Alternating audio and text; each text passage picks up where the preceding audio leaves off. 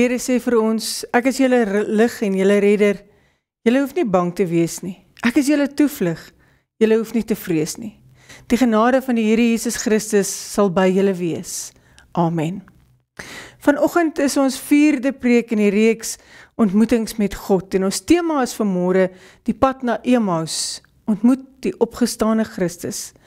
Ons skrifgedeelte is uit Lukas 24 vers 13 tot 35 en ek nooi om vanoggend na hierdie skrifgedeelte te luister en te kyk na die video-uitbeelding van hierdie gebeure. Op dieselfde dag was 2 van hulle op pad na 'n dorpie met die naam Emmaus, 12 kilometer van Jerusalem af. Hulle was in gesprek met mekaar oor al hierdie dinge wat gebeur het. Terwyl hulle so gesels en gedagtes wissel, het Jesus self nader gekom en met hulle saamgeloop. Maar hulle oë is verhinder om hom te herken. Hy vra hulle toe, wat is dit wat julle so ernstig met mekaar loop en bespreek? Met somber gesigte gaan hulle staan.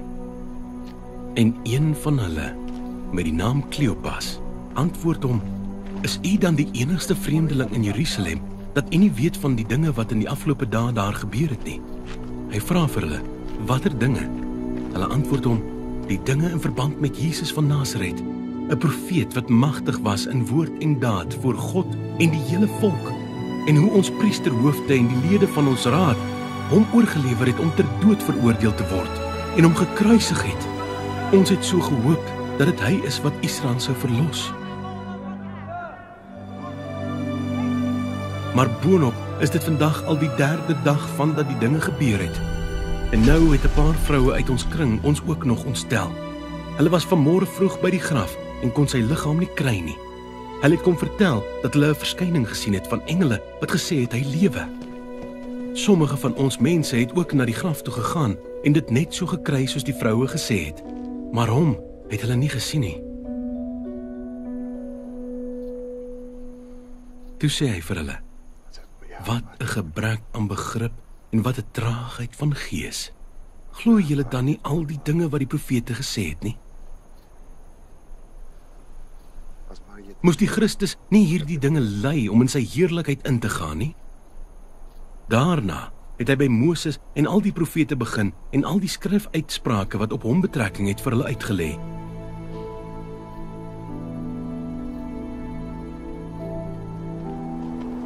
Toe hulle by die dorpie aankom waarin hulle op pad was, het hy gemaak of hy verder wou gaan. Hulle het egter by hom aangedring en gesê, bly by ons, want dit is amper aand en die dag is al verby. Toe het hy ingegaan om by hulle oor te bly.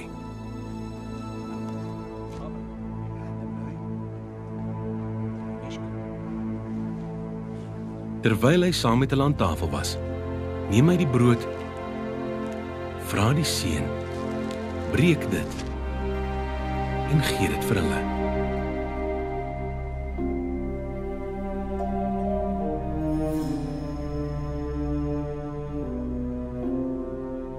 Toe gaan hulle oë oop en hulle het hom herken. Maar hy het uit hulle gesig verdwyn.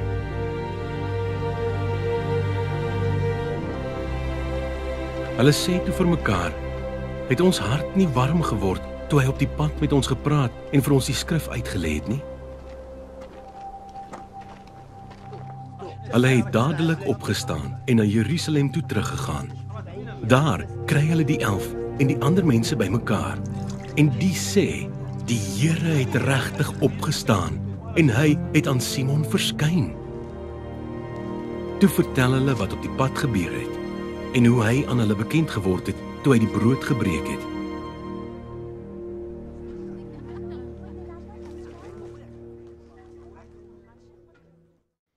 Hierdie teksgedeelte is 'n aangrypende teks wat 'n mens laat dink en laat wonder, is Jesus nie maar altyd saam met ons in ons lewens nie? Selfs wanneer ons hom nie daarin sien nie. En terwille van die agtergrondgebeure moet ons onthou, die pad na Emmaus is 'n verhaal wat direk volg op die eerste berigte van Jesus se opstanding. 2 van Jesus se volgelinge, waarvan een Kleopas genoem word, is op pad na 'n dorpie 7 myl van Jerusalem af. Hulle het gesels oor die onlangse gebeure, die kruisiging, die graf, die berigte van die engele. Hulle hartseer en verwarring is tasbaar. En hulle het gehoop dat Jesus die een sou wees wat Israel sou verlos, maar nou is hy dood, en hulle hoop lyk verpletter. En terwyl hulle so stap en gesels, sluit 'n vreemdeling by hulle aan.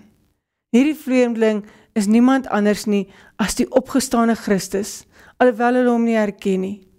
Op 'n merkwaardige manier begin hy met hulle gesels oor die skrifte, beginnende met Moses en al die profete, en verduidelik alles in die geskrifte wat oor homself gaan. Die klimaks van hierdie verhaal vind plaas wanneer hulle saam met hierdie vreemdeling aan tafel sit. Wanneer hy die brood neem, dit seën, dit breek en aan hulle gee, dan gaan hulle oë oop en hulle herken hom. Maar net so vinnig as wat hulle hom herken, verdwyn hy uit hulle gesig. En hierdie ervaring laat hulle harte brand van vreugde en verwondering, en hulle haas terug na Jerusalem toe om die goeie nuus te gaan deel dat Jesus waarlik opgestaan het. Hierdie inleiding en agtergrond skep 'n raamwerk waarbinne jy die diepere teologiese en persoonlike implikasies van die Emmaus verhaal kan verken, en hoe dit vandag nog vir ons relevant is as gelowiges. Ons almal het seker al 'n pad gestap wat met teleurstelling of onsekerheid, selfs wanhoop gepaard gegaan het. Die pad kan soms donker voel, veral wanneer ons drome verpletter en ons hoop vervaag. In Lukas 24 vers 13 tot 15 vind ons 2 disippels op so 'n pad, die pad na Emmaus. En hierdie gebeurtenis wat direk na Jesus se opstanding plaasgevind het, is 'n diep insiggewende ontmoeting wat ons eie geloofsgelewe kan verryk. Die verhaal van Emmaus en die pad daarheen herinner ons daaraan dat Christus met ons wandel, selfs wanneer ons hom nie herken nie. Hy sluit by ons aan in ons reis van geloof, en deur die skrifte en die breek van die brood openbaar hy homself aan ons. Kom stap saam met my deur hierdie teks en ontdek hoe hierdie ontmoeting op die pad na Emmaus ons eie wandel met die Here kan verdiep. Die eerste wat ons opval is hierdie 2 verslae disippels. Ons lees in vers 13 dat 2 van Jesus se disippels op pad was na 'n dorpie genaamd Emmaus, ongeveer 7 myl van Jerusalem af. En hierdie 2 manne het onlangs die verpletterende gebeure in Jerusalem beleef. Jesus, op wie hulle al hulle hoop geplaas het as verlosser van Israel, is gekruisig. En nou stap hulle weg van Jerusalem, die plek van hulle grootste teleurstelling, na 'n plek van ontnugtering en berusting. Vers 14 sê dat hulle onderweg met mekaar praat oor alles wat gebeur het. Hulle is besig om die gebeure van die laaste paar dae te verwerk. En die gesprek was waarskynlik vol vrae van, hoe kon dit gebeur het? Waarom het dit so geëindig? Het hulle dalk alles verkeerd verstaan? En hierdie tipe vrae ego dikwels in ons eie lewens, wanneer ons die realiteit van pyn en teleurstelling beleef. En wanneer dinge nie uitwerk soos wat ons gehoop het nie. Wanneer drome en duie stort, dan begin ons vrae vra. En in daardie oomblikke kan dit voel asof God ver is en ons in onsekerheid stap. Maar juist dan kom Jesus en hy sluit by ons aan. Ons lees dit so daar in vers 15 en 16. Terwyl die twee disippels praat en redeneer, so lees ons daar in vers 15, dat Jesus self nader kom en saam met hulle begin stap. Dis 'n kragtige oomblik. Die opgestane Christus sluit by hulle aan, maar hulle oë was verhinder om hom te herken. Hier is 'n diep waarheid. Christus is dikwels teenwoordig in ons lewens, selfs wanneer ons hom nie herken nie. Sy teenwoordigheid is nie altyd opvallend of dramaties nie. Soms is hy stil teenwoordig in ons alledaagse reis. Dalk het u ook al gewonder, hoekom herken hulle hom nie? En daar is verskeie moontlikhede vir die verduideliking daarvan. Dalk het hulle hom nie verwag om hom lewendig te sien nie, of dalk was hulle oë verblind deur hulle eie wanhoop en teleurstelling. En net soos hierdie disippels, kan ons soms so vasgevang wees in ons eie pyn en verwarring, dat ons blind is vir die feit dat Jesus hier reg langs ons stap. En dan begin Jesus met hulle gesels. En Jesus bring verduideliking. So lees ons daar in vers 17 tot 27. Jesus vra vir hulle, wat is dit wat julle so met mekaar loop en bespreek? Hulle staan hartseer stil, verbaas dat hierdie vreemdeling nie van hierdie gebeure hier in Jerusalem weet nie. En Kleopas antwoord, dat hulle gesels het oor Jesus van Nasaret, 'n profeet magtig in die woord en in daad, en hoe die owerpriesters en die owerhede hom oorgegee het om gekruisig te word. Hulle verduidelik dat hulle gehoop het, hy was die een wat Israel sou verlos. Maar nou is dit die 3de dag sedert hierdie dinge gebeur het. Hulle noem ook dat vroue van hulle groep gesê dat die graf leeg is en dat die engele verklaar het dat Jesus leef, maar hulle weet nie wat om daarvan te maak nie. En hierdie dialoog wys hulle verwarring en hulle verlore hoop. Hulle het 'n sekere verwagting gehad van wat Jesus sou kon doen, om Israel fisies van die Romeinse heerskappy te kom bevry. Maar nou lyk dit asof alles verniet was. En Jesus antwoord hulle met 'n teregwysing, maar ook met groot deernis. O onverstandiges en stadig van hart om te glo, al hierdie dinge wat die profete gespreek het, so lees ons daar in vers 25. En hy verduidelik dat dit nodig was vir die Christus om te ly en dan in sy heerlikheid in te gaan, vers 26. En daarna begin hy vir hulle die skrifte uitlê, beginnende alreeds daar by Moses en al die profete, en hy verduidelik dat die hele skrif op hom wys. En hier is 'n sleutelgedagte. Die hele Bybel getuig van Jesus. Hy is die vervulling van God se plan van verlossing, en om hom te ken, moet ons sy openbaring in die skrif verstaan. En wanneer ons so verward of verlore voel, moet ons oë na die woord wend om Christus te kan sien. En dan kom die openbaring. Die brood word gebreek. So het ons gehoor en gelees daar in vers 28 tot 31. Teen die tyd dat hulle naby Emmaus kom, maak Jesus asof hy verder wil gaan. Maar hulle dring by hom aan om by hulle te bly, want dit is amper aand en die dag het al gebreek. Dit is 'n belangrike detail wat Lukas hier vir ons gee. Jesus dwing homself nie op hulle af nie, maar wag vir hulle uitnodiging. En hierdie aksie weerspieël hoe Jesus in ons eie lewens ook verwelkom moet word. Ons moet hom nooi om by ons te bly. En wanneer Jesus by hulle aan tafel gaan sit, dan neem hy die brood en hy dank God en hy breek dit en hy gee dit vir hulle.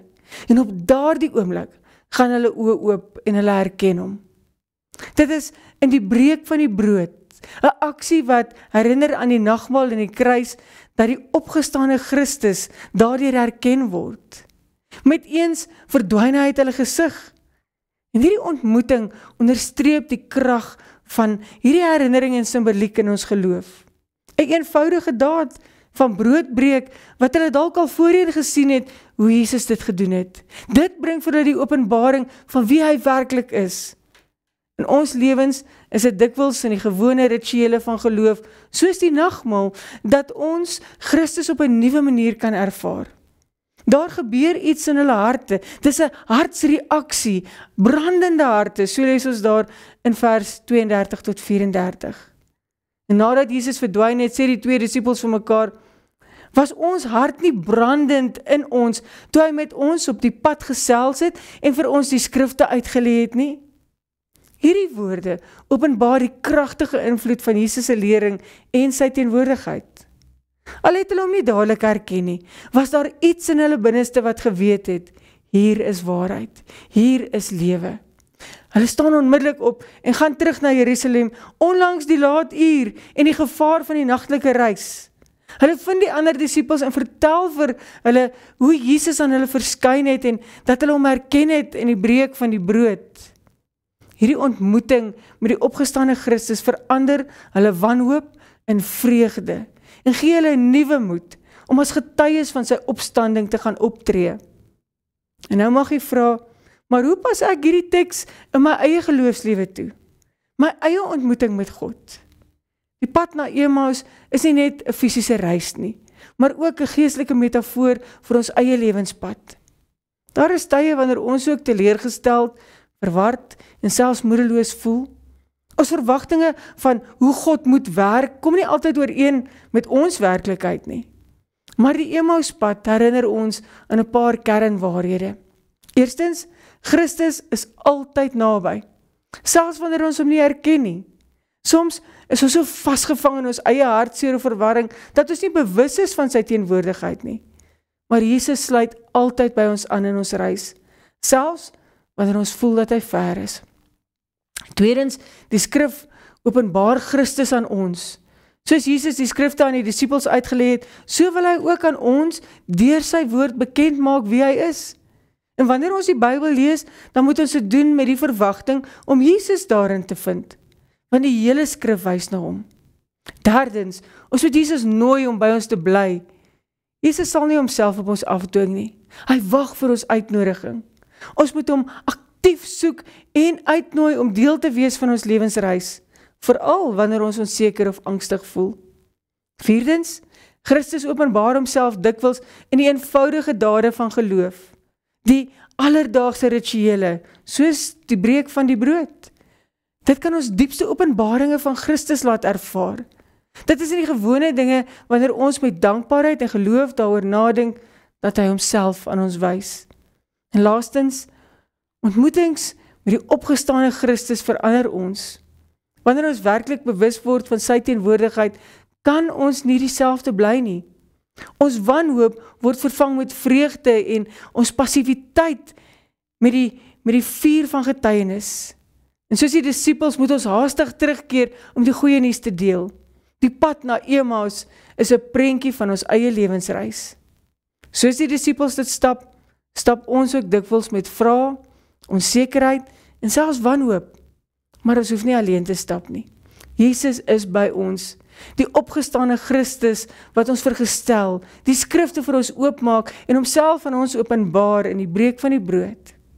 Mag ons harte ook brand met die bewustheid van sy teenwoordigheid en mag ons lewens verder verander word deur ons ontmoetings met hom. Soos die Emmaus disippels, kom ons gaan terug en ons deel met vreugde die goeie nuus dat Christus werklik opgestaan het, dat hy werklik lewe. Amen. Kom ons bid saam.